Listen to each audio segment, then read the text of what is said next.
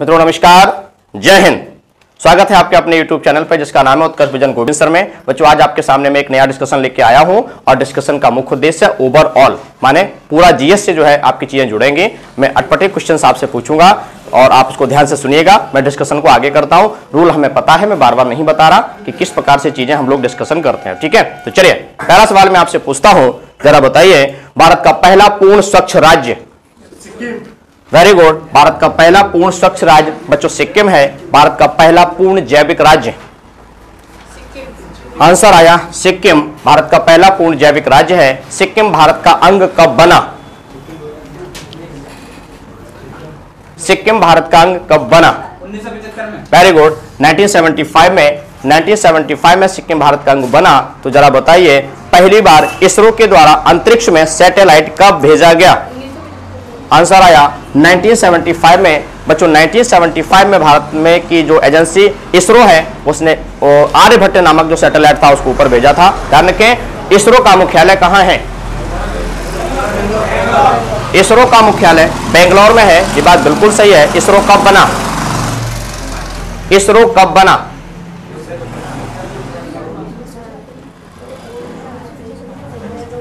इसरो कब बना? आंसर आया 1969 में। बच्चों इसरो बना है, ध्यान रखिए 1969 में इसरो बना है। पुलिकट झील किस राज्य में है? पुलिकट झील किस राज्य में है? केरल। गलत है। पुलिकट झील किस राज्य में है? गलत है। तो प्यारे से बच्चों मैं आपको बता दूं, पुलिकट झील का विस्तार आंध्र प्रदेश और तमिलनाडु दोनों में पड़ता है। ध्यान रखिए रॉकेट प्रक्षेपण केंद्र के रूप में वहां से सैटेलाइट रॉकेट आदि को प्रक्षेपित किया जाता है। इंपॉर्टेंट जानकारी ध्यान रखेंगे। जरा बताइए भारत के किस राज्य में डॉक्टर कलाम द्वीप है? डॉक्टर कलाम द्वीप है। Very good. आंसर आया उड़ीसा में। इस कलाम द्वीप का पुराना नाम क्या है? Very good. मैं आपको बता दूं बच्चों कि जो कलाम द्वीप है उसे जो है पहले हम व्हीलर द्वीप के रूप में जानते थे। जब एपीजे अब्दुल कलाम जी का निधन हुआ हृदय गति रुकने से, तब उड़ीसा सरकार ने उनको श्रद्धांजलि देते हुए, क्योंकि ये जो व्हीलर द्वीप है वो डॉक्टर एपीजे अब्दुल कलाम की सिफारिश पर डीआरडीओ के द्वारा मिसाइल प्रक्षेपण केंद्र आदि के लिए उसको तय किया गया था। इस कारण से ये व्यवस्था लागू की गई। बच्चों ध्यान में रखेंगे। नंबर किसका है? तो जरा बताइए मुझे ऑलिव रिडले क्या है? बच्चों मैं लिख देता हूं, नाम अटपटा है। ऑलिव रिडले क्या है? कछुए की प्रजाति है। कछुए की प्रजाति है। राइट आंसर दिया है। ऑलिव रिडले कछुए की प्रजाति किस राज्य में पाई जाती है? उड़ीसा। बच्चों आंसर आ चुका है। उड़ीसा राज्य में ऑलिव रिडले जो कछुए की प्रजाति है वो पाई जाती है। उड़ीसा का शोक किसे कहते हैं? उड़ीसा का शोक किसे कहते हैं? ट्रांसफर। उड़ीसा का शोक किसे कहते हैं?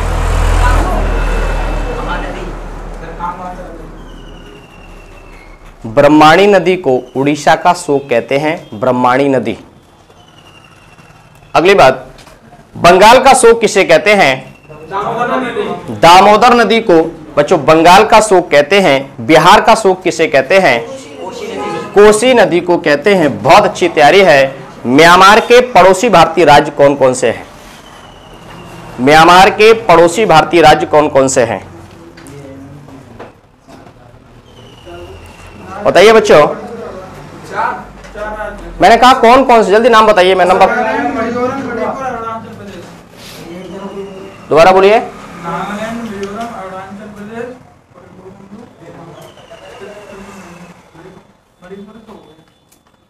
ट्रांसफर। अरुणाचल प्रदेश, नागालैंड, मिजोरम, मणिपुर। आंसर आ चुका है। प्यारे से बच्चों आंसर आ चुका है। मैं आपको अपडेट दे देता हूं। म्यांमार के पड़ोसी भारतीय राज्यों की संख्या 4 है। याद करते हैं। वर्मा जी का नाम अमी है। वर्मा जी का नाम अमी है।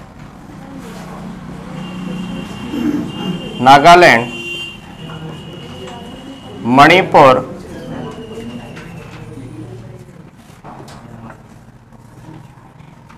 अरुणाचल प्रदेश और आपका प्यारे से बच्चों है मिजोरम।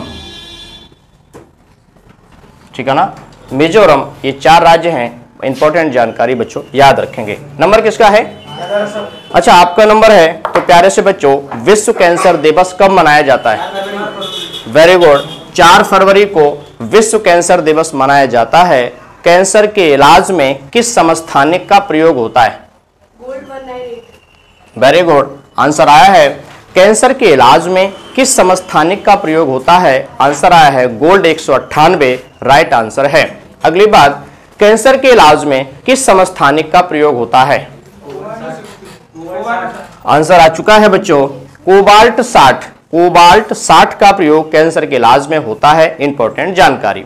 मैं सवाल आपसे पूछ रहा हूं, जरा मुझे बताइए, अंडमान निकोबार की राजधानी क्या है? आंसर आया port Blair. Port Blair Andaman Nicobar की राजधानी है। मेरा आपसे सवाल है, पूरे भारत में कितने राज्यों में विधानसभाएं हैं?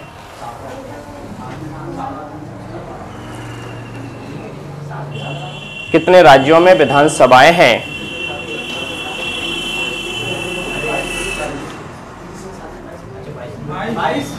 ट्रांसफर, जरा बताइए कितने राज्यों में विधानसभाएं हैं? 28 राज्यों में। वेरी गुड, आपका आंसर गलत है प्यारे बच्चों। बड़ा सिंपल सी बात है, हमारे यहाँ 29 राज्य हैं और 2 केंद्र शासित प्रदेश माने दिल्ली और पांडिचेरी मिलाकर के 29 बराबर 2 बराबर कितना, 29 प्लस 2 बराबर 31, माने 31 राज्यों में विधानसभाएं हैं। आप गलतियां ना किया करो। अगली बात, जब संविधान लागू हुआ तो संविधान में कुल कितने अनुच्छेद थे? वेरी गुड, आंसर आ चुका है 395 अनुच्छेद बच्चों थे। बड़ा ध्यान रखिएगा। अगला सवाल बड़ा ही खूबसूरत है कि जीएसटी को भारतीय संविधान में लागू करने के लिए कौन सा नया अनुच्छेद जोड़ा गया? जीएसटी को संविधान में लागू करने के लिए कौन सा अनुच्छेद जोड़ा गया? वेरी गुड, आंसर आपका गलत है। गलत आंसर है। तो प्यारे से बच्चों, जीएसटी को जब संविधान में लागू किया गया तो 122वां संविधान संशोधन विधेयक लाया गया था। और इसकी अगर हम बात करें तो आर्टिकल 279A अनुच्छेद 279A की हम बात कर रहे हैं। 279A की बात कर रहे हैं। ये बच्चों अनुच्छेद है आर्टिकल 279A। ठीक है, अगला नंबर किसका है? अगला नंबर आपका है। तो जरा मुझे बताइए, भारतीय पक्षी वैज्ञानिक का नाम बताइए। डॉक्टर सलीम अली भारतीय पक्षी वैज्ञानिक के रूप में काफी फेमस थे, ये ध्यान रखिएगा। बात कर रहे हैं हम पक्षियों की, तो जरा मुझे बताएं कि पक्षियों का अध्ययन क्या कहलाता है? आंसर आ चुका है ऑर्निथोलॉजी। बच्चों, ऑर्निथोलॉजी में पक्षी विज्ञान का अध्ययन होता है। बड़ी इंपॉर्टेंट जानकारी ध्यान में रखेंगे। अगला सवाल मैं आपसे पूछ लेता हूं, अन्नपूर्णा दुग्ध योजना किस राज्य में लागू है? वेरी गुड, राजस्थान में प्यारे से बच्चों अन्नपूर्णा दुग्ध योजना संचालित है, ध्यान रखेंगे। अगला सवाल मेरा आपसे है बच्चों, जरा बताइए, राजस्थान से लोकसभा में कितने सदस्य जाते हैं? राजस्थान से लोकसभा में कुल कितने सदस्य जाते हैं? 25। आंसर आ चुका है 25 सदस्य लोकसभा में जाते हैं राजस्थान से। मेरा सवाल आपसे यह है कि लोकसभा में अधिकतम सदस्य संख्या कितनी? लोकसभा में अधिकतम सदस्य संख्या, वेरी गुड, आंसर आपका गलत है। वेरी गुड बच्चों, आंसर ध्यान रखिएगा। अगर आपसे लोकसभा अधिकतम पूछा जाए, संख्या 552 है, और आपसे पूछा जाए कि लोकसभा वर्तमान में कितनी संख्या है, तो 545 है। ये बात ध्यान में रखेंगे। बच्चों अगला सवाल मैं आपसे पूछ रहा हूं, जरा मुझे बताइए कि कौन सा केंद्र शासित प्रदेश है जो सबसे ज्यादा सदस्य लोकसभा में भेजता है? वेरी गुड, आंसर बच्चों आया है दिल्ली जो है ना, वो सबसे ज्यादा सदस्य भेजता है लोकसभा में। कितने? वेरी गुड, 7 सदस्य, माने दिल्ली जो है ना वो 7 सदस्य लोकसभा में भेजता है। अगला सवाल है, लोकसभा का गठन संविधान के किस अनुच्छेद के द्वारा? वेरी गुड, आंसर आपका गलत है, आंसर गलत है। वेरी गुड, आपका आंसर सही है प्यारे से बच्चों अनुच्छेद 81 के द्वारा लोकसभा, अनुच्छेद 80 के द्वारा राज्यसभा, थोड़ा सा नीचे आ जाएं, अनुच्छेद 79 के द्वारा संसद के गठन की बात की गई है। बच्चों बहुत इंपॉर्टेंट जानकारी ध्यान में रखेंगे। अगली बात मुझे बताइए, बजट शब्द भारतीय संविधान के किस अनुच्छेद में है?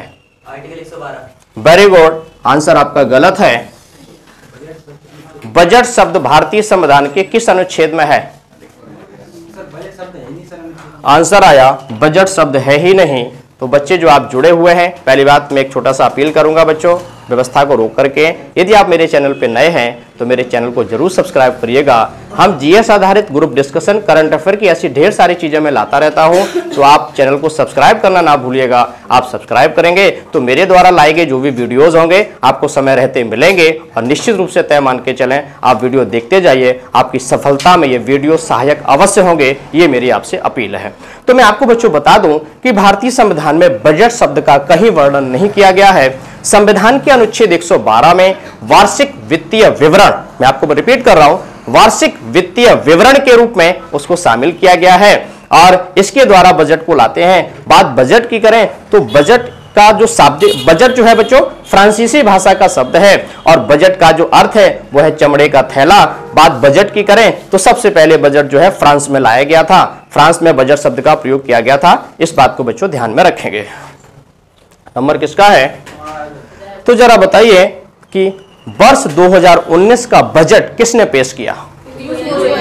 पीयूष गोयल ने पेश किया।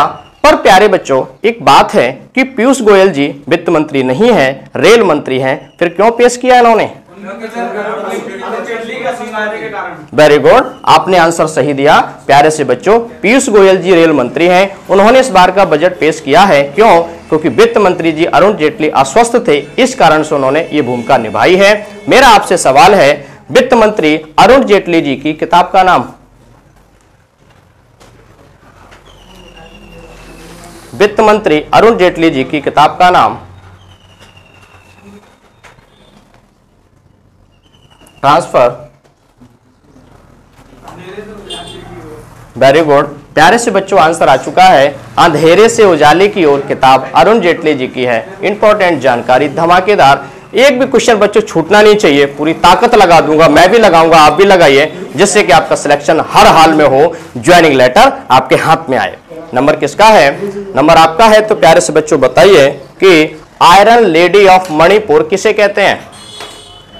आयरन लेडी ऑफ मणिपुर किसे कहते हैं? आंसर गलत है। वेरी गुड, राइट आंसर दिया है। प्यारे से बच्चों boxer Irom Chanu Sharmila. I repeat, मैं लिख के देता हूं बच्चों,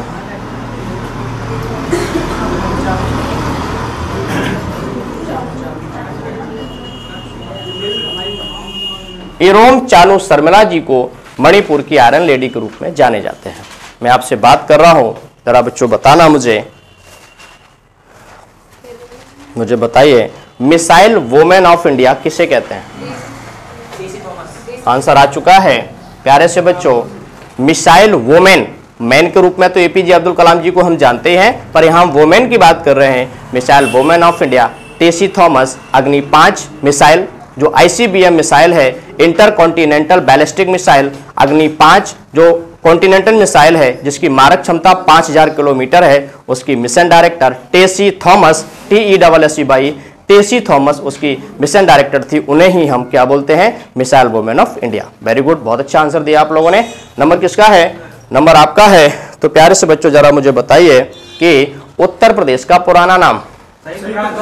वेरी गुड, आंसर दिया आपने, संयुक्त प्रांत आपने आंसर दिया है। प्यारे से बच्चों संविधान सभा में कुल कितनी महिलाएं थी?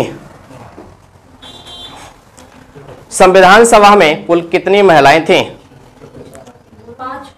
आंसर आपका गलत है। 15। वेरी गुड, आंसर सही है। प्यारे से बच्चों संविधान सभा में कुल 15 महिलाएं थीं। माय क्वेश्चन इज दैट उन 15 महिलाओं में एकमात्र मुस्लिम महिला का नाम बताएं। एकमात्र मुस्लिम महिला का नाम बताएं।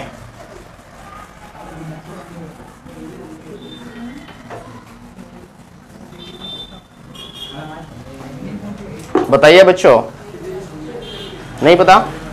ट्रांसफर बेगम एजाज रसूल। क्या बात है प्यारे से बच्चों, आंसर आ गया है बेगम एजाज रसूल। मैं लिख के देता हूं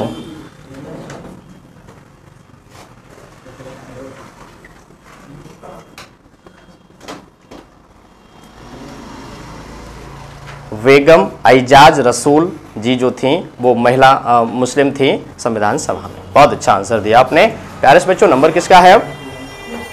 नंबर आपका है। चलिए बड़ी खुशी की बात, बड़ी धमाकेदार तैयारी। 24 मार्च कौन सा दिवस? 24 मार्च कौन सा दिवस?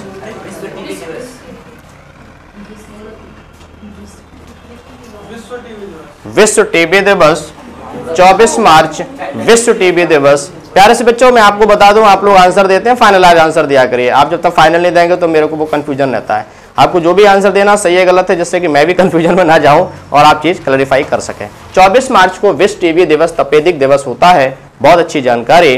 तो मेरा आपसे सवाल है, मैं लिख के देता हूं